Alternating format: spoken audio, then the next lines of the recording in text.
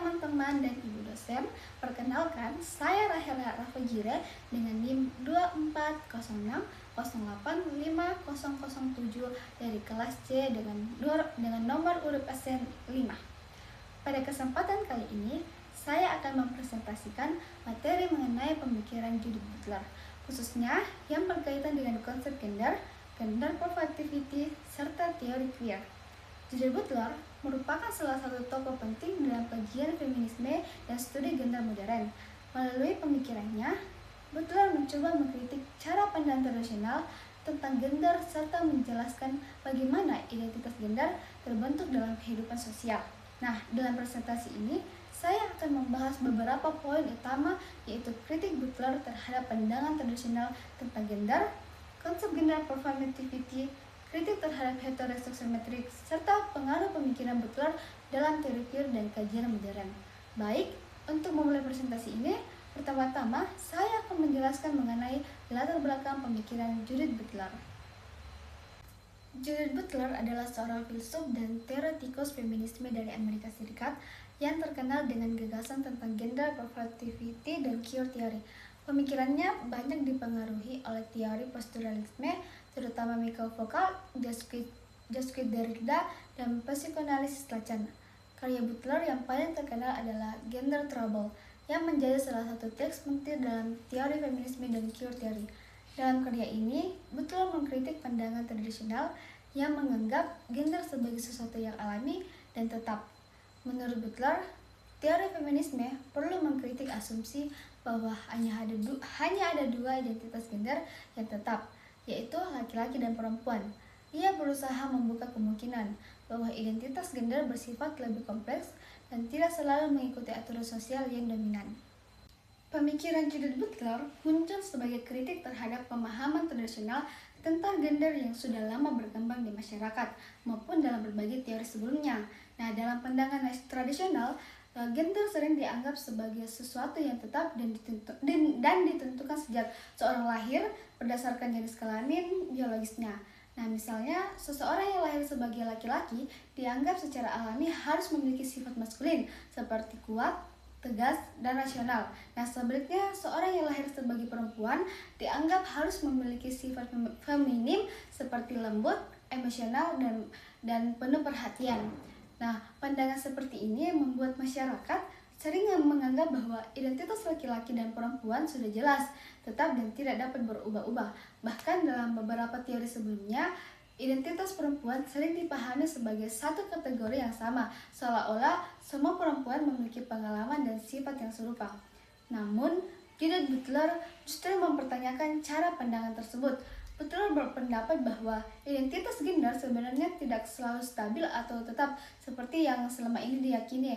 Nah, menurutnya, banyak hal yang kita anggap sebagai sifat laki-laki, sifat alami laki-laki atau perempuan sebenarnya dipengaruhi oleh norma sosial, budaya, dan kebiasaan yang berkembang di masyarakat. Nah, Butler juga menjelaskan bahwa sejak kecil manusia sudah diajarkan bagaimana seharusnya bertindak sebagai laki-laki atau perempuan, misalnya melalui keluarga, pendidikan, media, dan lingkungan sosial. Nah, semua hal ini membentuk cara seseorang memahami peran gender dalam kehidupannya. Karena itulah, identitas gender bukan hanya berasal dari faktor biologis, tetapi juga dari proses sosial yang berlangsung terus-menerus dalam kehidupan sehari-hari. Nah, melalui pemikirannya, Butler ingin menunjukkan bahwa gender sebenarnya lebih kompleks daripada yang sering kita bayangkan. Nah, identitas gender dapat berubah, berkembang, dan dipengaruhi oleh berbagai faktor sosial. Dengan kata lain, gender bukanlah sesuatu yang sepenuhnya tetap atau alami, tetapi merupakan hasil dari konstruksi sosial yang dibentuk oleh masyarakat. Nah, oleh karena itu, pemikiran Butler menjadi sangat penting dalam kajian gender modern karena membantu kita memahami bahwa identitas manusia sangat beragam dan tidak selalu sesuai dengan norma tradisional yang ada di masyarakat. Selanjutnya, kita perlu memahami perbedaan antara konsep seks dan gender. Dalam pemahaman yang umum yang digunakan dalam kajian sosial maupun dalam kehidupan sehari-hari, seks biasanya dipahami sebagai aspek biologis yang dimiliki seseorang sejak lahir. Artinya, seseorang dikategorikan sebagai laki-laki atau perempuan berdasarkan ciri-ciri biologis seperti organ reproduksi, hormon, atau karakteristik tubuh lainnya. Nah, sementara itu, gender biasanya dipahami sebagai peran sosial yang dibentuk oleh masyarakat. Misalnya, dalam banyak budaya laki-laki sering diasosiasikan dengan sifat maskulin seperti kuat, rasional, dan tegas. Nah, sebaliknya perempuan sering diasosiasikan dengan sifat feminim seperti lembut, emosional, dan penuh perhatian. Nah, sifat-sifat tersebut sebenarnya bukan berasal dari faktor biologis, tetapi dari norma dan harapan sosial yang berkembang di masyarakat. Namun, judul Butler memberikan pandangan yang lebih kritis terhadap pemisahan antara seks dan gender. Nah, Butler berpendapat bahwa bahkan pemahaman kita tentang seks yang selama ini dianggap sepenuhnya biologis dan alami sebenarnya juga dipengaruhi oleh konstruksi sosial. Artinya, cara masyarakat memahami tubuh manusia membagi kategori laki-laki dan perempuan, serta memberi makna terhadap perbedaan biologis tidak sepenuhnya netral, tetapi dipengaruhi oleh budaya, bahkan budaya, bahasa, dan sistem pengetahuan yang ada dalam masyarakat. Menurut Butler, masyarakat tidak hanya membentuk peran gender, tetapi juga ikut membentuk cara kita memahami tubuh dan identitas biologis itu sendiri. Karena apa yang dianggap sebagai alami seringkali sebenarnya merupakan hasil dari proses sosial dan historis yang panjang. Selain itu, Butler juga menjelaskan bahwa identitas gender terbentuk melalui tindakan sosial yang terus diulang dalam kehidupan sehari-hari, seperti cara berpakaian, cara berbicara, atau cara seseorang mengekspresikan dirinya di ruang sosial. Nah, melalui pengulangan tindakan tersebut, masyarakat kemudian menganggap bahwa seseorang memiliki identitas gender tertentu. Melalui pemikiran ini, Butler ingin menunjukkan bahwa pemahaman kita tentang seks dan gender sebenarnya tidak sesederhana yang seseorang sering yang kita bayangkan. Keduanya tidak bisa dipisahkan sepenuhnya dari pengaruh sosial dan budaya. Nah, oleh karena itu, Butler mengajak kita untuk melihat bahwa identitas manusia terbentuk melalui proses sosial yang kompleks, bukan hanya dibentuk oleh faktor biologis saja. Judith Butler kemudian memperkenalkan konsep yang sangat terkenal, yaitu gender performativity. Menurut Butler, gender bukanlah sesuatu yang sudah ada sejak lahir atau identitas yang kita miliki secara alami. Sebaliknya, gender terbentuk melalui beberapa tindakan yang dilakukan secara terus-menerus dalam kehidupan sehari-hari. Yang dimaksud dengan tindakan di sini, misalnya cara seseorang berpakaian, cara berbicara, cara bergerak, atau cara mengekspresikan dirinya di depan orang lain.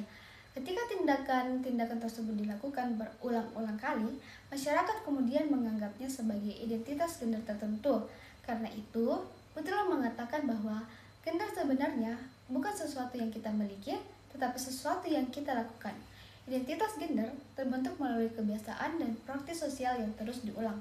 Dengan konsep ini, Butler ingin menunjukkan bahwa apa yang kita anggap sebagai sifat alami laki-laki atau perempuan sebenarnya bisa berubah karena sifat tersebut dibentuk oleh norma sosial dan budaya yang ada di masyarakat. Pemikiran Judith Butler juga menjadi salah satu dasar penting dalam perkembangan teori queer. Teori ini muncul sebagai kritik terhadap pandangan tradisional yang menganggap bahwa identitas gender dan orientasi seksual harus bersifat tetap dan mengikuti pola tertentu.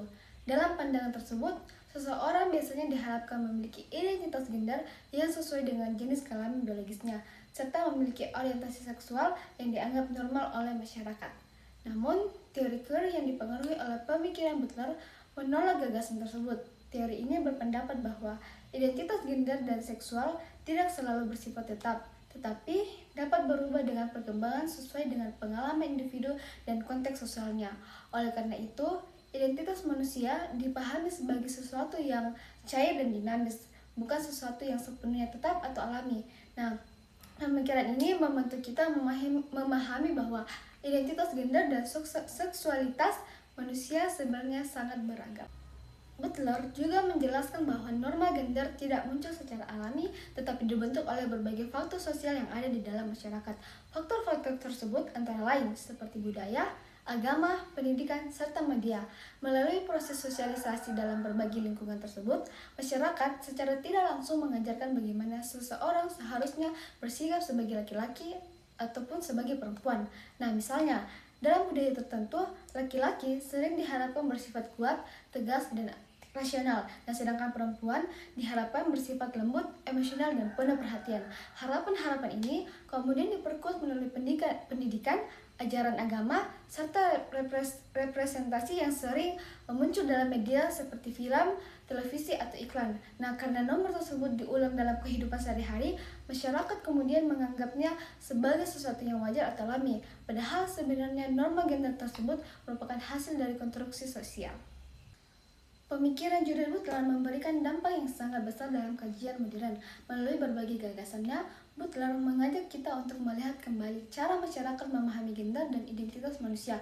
Selama ini, banyak pandangan yang menganggap bahwa identitas gender hanya terbagi secara tetap antara laki-laki dan perempuan, dengan peran dan sifat tertentu yang harus diikuti. Namun Butler menunjukkan bahwa identitas manusia sebenarnya jauh lebih kompleks dan beragam. Identitas gender tidak selalu sesuai dengan norma tradisional yang sudah lama berkembang dalam masyarakat.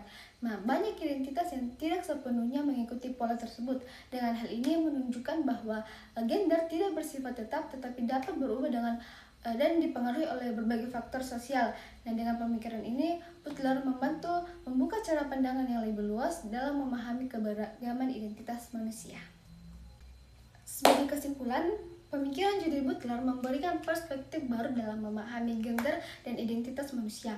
Butler mengkritik pandangan tradisional yang dianggap bahwa gender ditentukan secara alami oleh jenis kelamin biologis dan bersifat tetap. Menurut Butler, gender tidak sepenuhnya berasal dari faktor biologis, tetapi sangat dipengaruhi oleh norma sosial, budaya, dan berbagai praktik dalam kehidupan sehari-hari. Nah, melalui konsep gender performativity, Butler menjelaskan bahwa identitas gender terbentuk melalui tindakan dan perilaku yang terus diulang dalam kehidupan sosial. Ia juga mengkritik sistem heteroseksual matrix, yaitu sistem yang menghubungkan secara kaku antara jenis kelamin, gender, dan orientasi seksual. Selain itu, pemikiran Butler menjadi dasar bagi perkembangan teori queer yang melihat beridentitas gender dan seksual sebagai sesuatu yang bersifat cair dan dinamis. Dengan demikian, pemikiran Butler membantu kita memahami bahwa identitas manusia sangat beragam dan tidak selalu harus mengikuti norma tradisional yang ada dalam masyarakat. Beberapa referensi yang saya gunakan dalam presentasi ini berasal dari beberapa sumber utama. Pertama, buku karya Judith Butler yang berjudul Gender Trouble, Feminism and then Superfashion Identity yang diterbitkan oleh Routledge pada tahun 1990. Buku ini menjadi sumber utama dalam memahami konsep gender performativity. Selain itu, saya juga menggunakan tulisan dari Zulfa Mifatul Kah yang berjudul Queer Theory, Judith Butler yang membahas tentang teori queer dalam pemikiran Butler. Nah, referensi lainnya berasal dari artikel jurnal karya R.E. Parebon dan Orin Devisa yang diterbitkan dalam jurnal masukan Jurnal Ilmu Sosial dan Pendidikan tahun 2024 yang membahas tentang performativitas gender Judith Butler. Saya juga menggunakan buku Manusia Perempuan Laki-Laki yang ditulis oleh I.E.R. Tereh, Gadis Arifia, Muhammad Yasir Alimi, dan Nur Iman Hafifah yang diterbitkan oleh komunitas Salihara pada tahun 2013. Nah, terakhir saya menggunakan artikel jurnal dari Syahrul Ramadan Auluddin Fitro dan rekan-rekannya yang diterbitkan dalam Jurnal Ilmiah Teknik Informatika dan Komunikasi tahun 2006 yang membahas analisis performativitas gender dalam film 500 Days of Summer menggunakan teori Judith Butler.